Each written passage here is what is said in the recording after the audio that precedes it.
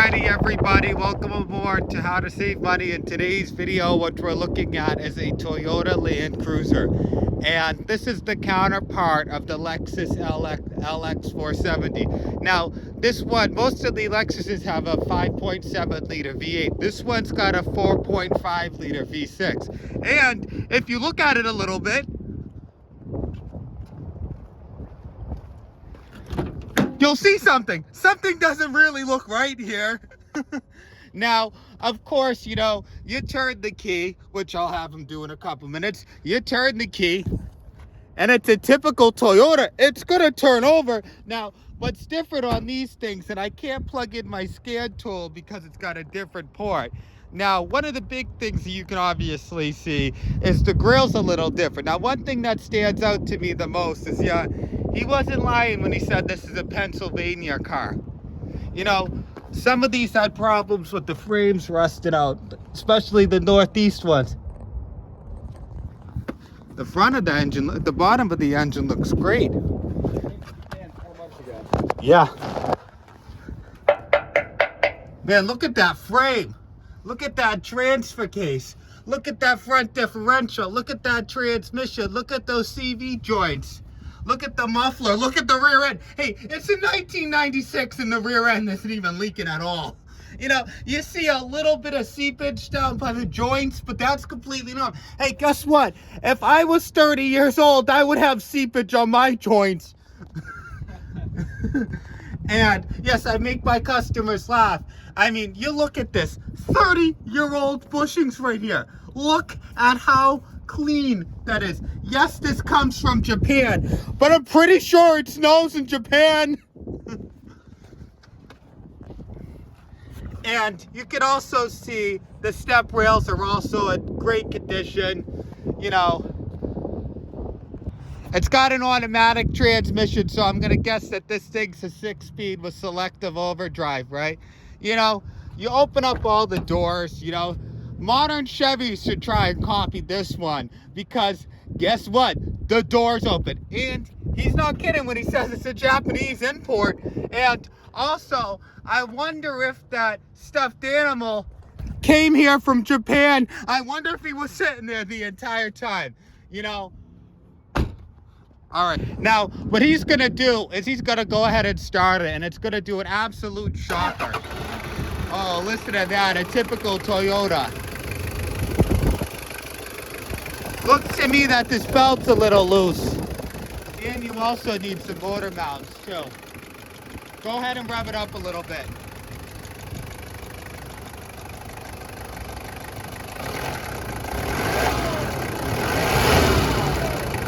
Sounds like it, yeah.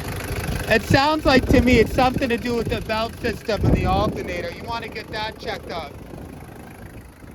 But other than that, hey, you know, it's gonna run like a top. Now, he's had to get used to driving this thing, and it's an automatic transmission.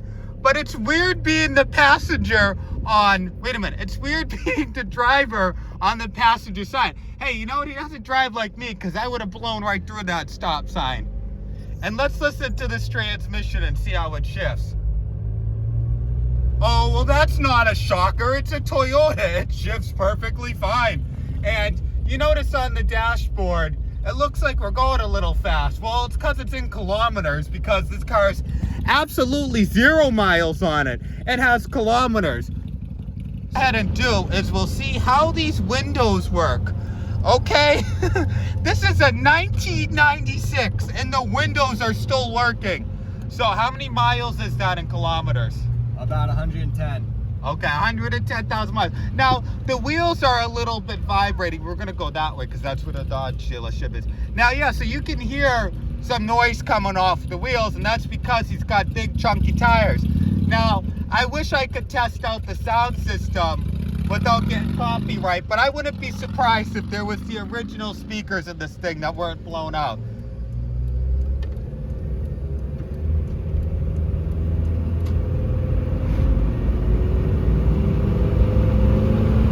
Yeah, it still works perfectly fine. Now, I do hear a little bit of valve clatter coming from the front when it starts up like that. which, I mean, that's something you could live with. I also heard the squeaking that you were talking about just now a little bit, and it's that belt. You're just gonna have to get that belt on, and it will get worse when you use the air conditioning if the belt's bad. There's that Dodge dealership where I did the video on the 07 Charger with only 200 miles on it. But one thing, you know what I'll say to you guys? One thing I really like about this car is like the Titanic of all cars. Man, this thing is huge. Oh, and guess what? It stops perfectly fine. Hey, let's watch it slip in first gear like most Chevys do. No, it doesn't shift at all in first gear. It doesn't slip at all. As a matter of fact, you can't even feel this thing shift. It shifts so smooth. These Toyotas are known to have bulletproof transmission. I mean, look at this mahogany wood. This mahogany wood's in excellent condition.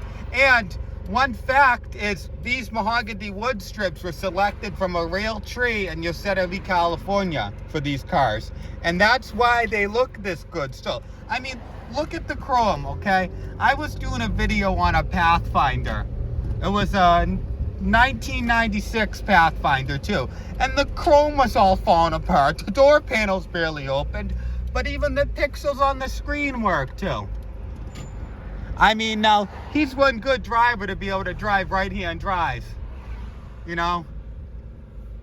Now, as a comparison, that Subaru is about 6 feet under disturbing the devil right now compared to this thing.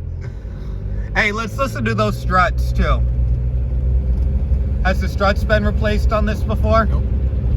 Yeah, and he just said the struts haven't been replaced. You know, you guys think I'm making it up when I tell you Toyotas are extremely reliable. You know, hey, I did a video on a 2022 Jeep yesterday.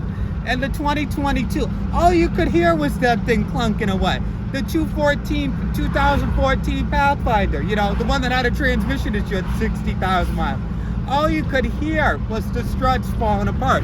But this Toyota Japanese quality, the struts are dead silent. And that's the way it's supposed to be. Now, that squeak he's hearing, to give you guys an example, you know, it comes and goes, right? It might come and go on a morning where, you know, the grass is all wet and mildewy, or after a rainy day, okay? My Altima did that. My 24-year-old Altima, my Altima did that for years. That's not something you really got to worry about. Of course, on a startup, you're going to see the engine wiggle a little bit and hear a little tiny bit of valve clatter because this is a 30-year-old car. That's completely normal. Now, the little amount of squeaking that you hear it could be anything with this thing. It could be the tensioner for the AC compressor. It could be a harmonic balancer. It could be any one of those tensioners that cause it to squeak.